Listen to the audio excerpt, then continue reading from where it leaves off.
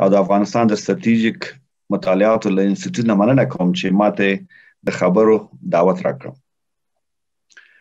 افغانستان له 15 کلونو را پدې خوا د 2004 میلادي کال د اساسي قانون پر بنسټ دیموکراتیک جمهوریت حکومت نو تجربه کوي. هغه هیوادونه چې جګړه پکې تیر شوی وي د اساسي قانون بیا کتنه پکې سپس حتمی وي. په دې کې شک نشته چې نوې اساسي قانون د دولت جوړونې پروسه پیاوړې کړه، د ملي نهادونو جوړول یې تقویه کړه او د ټولو هیوادوالو لومړني حقوق یې تضمین کړه. خو د بیلابیلو دلایلو له وجې د قانون د پوره تطبیق کې موږ پاتې راغلي یو. په عین حال کې د اساسي قانون د ضعف ځینې نقطې شته چې اصلاح ته ضرورت لري. دلته یو مهم ټکی یادونه وړ دی چې هر دیموکراتیک اساسي قانون که د حکومت ریاستي، پارلماني او یا مختلط شکل ولري سترو دیموکراتیکو اساساتو ته اړتیا لري. امن، باثبات او نو پرمختلونکی اقتصاد، پیاوړې اداره، د قانون واکمنۍ، قوي ملي او دیموکراتیک سیاسي ګوندونه، آزاد رسانۍ، باسواده او فعال وګړي او داسې نور له دغه اساساتو څخه دي. که یاد عناصر کمزوري وي او یا موجود نه وي، هیڅ اساسي قانون نشي کولی چې د جامع او مشکلاتو ته پوره حل لاره وسنجي. اوس وګورئ بعضې عیني واقعاتو ته. په تېرو 15 کلونو کې افغانستان په افغانستان کې نامنیه زیات شوي دي. د هیواد په زیاتو برخو کې له قانون نه وسله ډېره حاکمه ده. حتی په هغه سیمو کې چې فعاله جګړه نشته، د زورواکو نفوذ، د مخدره موادو پراخه کرنه او تجارت، د قانونو ناقانونه استخراج، پراخ فساد او فقر او ضعیف ادارې سیاسي نظام کمزوری کړی او د اساسي قانون تطبیق ته یې خنډونه پیدا کړي. د مثال په ډول بعضې دا ادعا کوي چې دلته هم دوستانو یاد کړه چې اوسنی اساسي قانون ډېر واک مرکزي حکومت ته ورکړی، چې دا تر یو ځایه پورې سمه ده.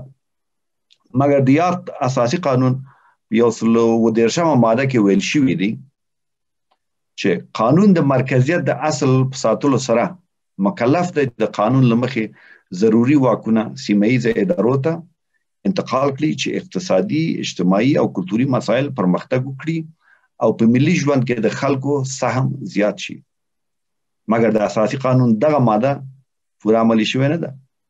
دغه راز دغه اساسي قانون هیوادوالو ته دا حق ورکړی چې ښاروالان د ولسوالیو د شوراګانو غړي وټاکي، خو دا ماده هم تطبیق شوې نه ده او دلیل دا دی چې هغه انتخابات ترسره شوي نه دي. زموږ د انتخاباتو لګښت لوړ دی. د انتخابي حوزو سرحدونه، د نفوس اندازې او داسې نور موارد ته په پام سره په سیمهییزه کچه انتخابات ډېر تخنیکي او مشکل دي.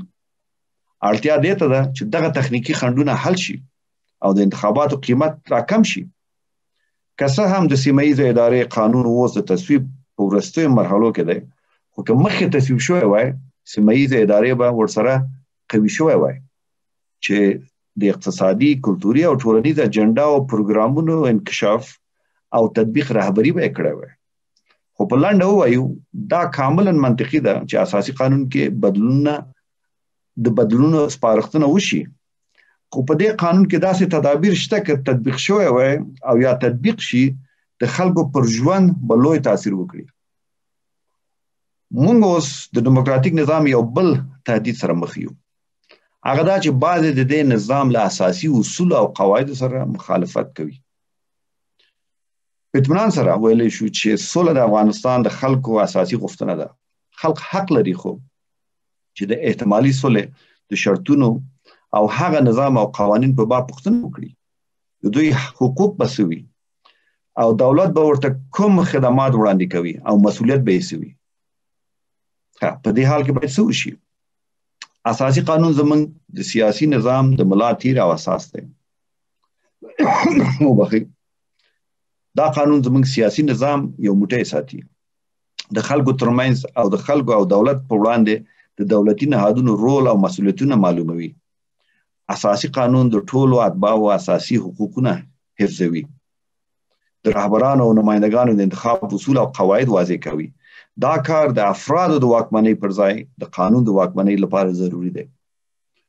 مونږ یو ښه اساسي قانون لرو خو د ټولو اساسي قوانینو په شان کامل نه دی. مونږ د تطبیق لپاره باید بیا عهد وکړو او د بیا کتنې وخت چې راغی لا یې بهتره کړو. همدارنګه په تیرو 15 کلونو تجربو په ګټو پکې منطقي او عملی تغییرات راولو. په اساسي قانون کې اساسي موضوعات راځي لکه د حکومت طرز، د مرکز او ولایت ترمنځ اړیکې، دا چې څوک به تفسیروي او څنګه به تفسیروي، او په نهایت کې دا چې څنګه خلکو ته د سوله، عدالت، پرمختګ، عزت او خوشحالي تضمین کړي. دا چې دې ډول پوښتنو ته ځواب وویلی شو، ضرور ده چې خلاص ذهن یو بل ته غوږ شو، حتی له هغو سره چې په ځینو برخو کې نظرونه مخالف دي. منابع مو سره شریک کړو او د خپل توافق نقاب واضح کړو. باید د مساوات د اصولو پر رعایت، د قانون حاکمیت، د خلکو د ارادې احترام او د هغه نهادونو قوت ته ځان بیا پابند کړو. وروستي خبره دا چې موږ باید دا حقیقت هم ومنو چې افغانستان یو بین المللي ټولنې یو برخه ده. ښکاره ده چې موږ د افغانستان د ګټو په اساس پریکړې کوو، خو بین المللي منل شوي اصول هم باید په نظر کې ونیسو. موږ بین المللي ټولنې بل خصوص د سیمه ییزو هیوادونو ته اړتیا لرو چې د دولتي نهادونو له استحکام او اوسني دولتي نظام له بقا څخه ملاتړ وکړي. یوازې د مشترکه او متمرکز هڅو له لارې کولی شو ټول هغه څه چې موږ ته مهم دي وساتو او یو باثباته او پیاوړی سیاسي نظام تضمین کړو. ډیره مننه.